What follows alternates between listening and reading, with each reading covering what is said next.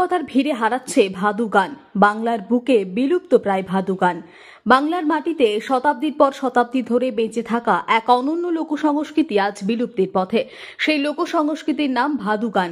একসময় গ্রাম বাংলার আগিনায় আকাশ ভরা শ্রাবণ ভাদ্রের সন্ধ্যায় দল বেঁধে গাইত এই ভাদু গান।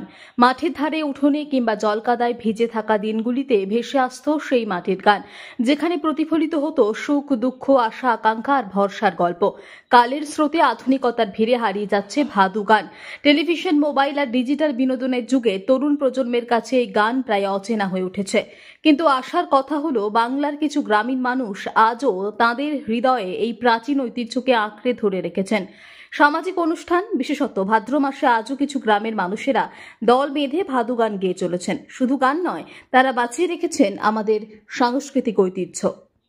আমরা এই ভাদু আমরা রুহিদা গ্রামের গাঙ্গুড়ি জয়পুর অঞ্চলের পঞ্চায়েতের রুহিদা গ্রামের থেকে এসেছি। আমরা ভাদু আমাদের ভাদ্র মাসে নিয়ে এসেছি, আর গ্রামে গ্রামে আমরা ভাদু গান করে বেড়াই। আচ্ছা, এখন তো ভাদু গান পশ্চিমবাংলার বুকে বিলুপ্তির পথে। বিলুপ্তির পথে, কিন্তু আমরা প্রতি বছরই ভাদু আমরা গান করে থাকি, প্রতি বছরই নিয়ে আসি ভাদু। এ থেকে আপনাদের রুজি রোজগার কতখানি হয়? রুজি রোজগার ধরতে গেলে কিন্তু হবে না। আমরা যে 5 জন আছি, 5 জনের একটা যদি হাজিরি ধরা হয় 3 পয়সা 1500 টাকা হয়, 300 করে হাজিরি ধরলে। ওইসব জিনিস যদি ধরা যায়, হাজিরির ইয়েতে যদি ধরা যায়, তাহলে এসব জিনিস কিন্তু রাখা যাবে না। আচ্ছা, আপনার নাম? আমার নাম দয়াময় রায়। বাড়ি? বাড়ি রুহিদা।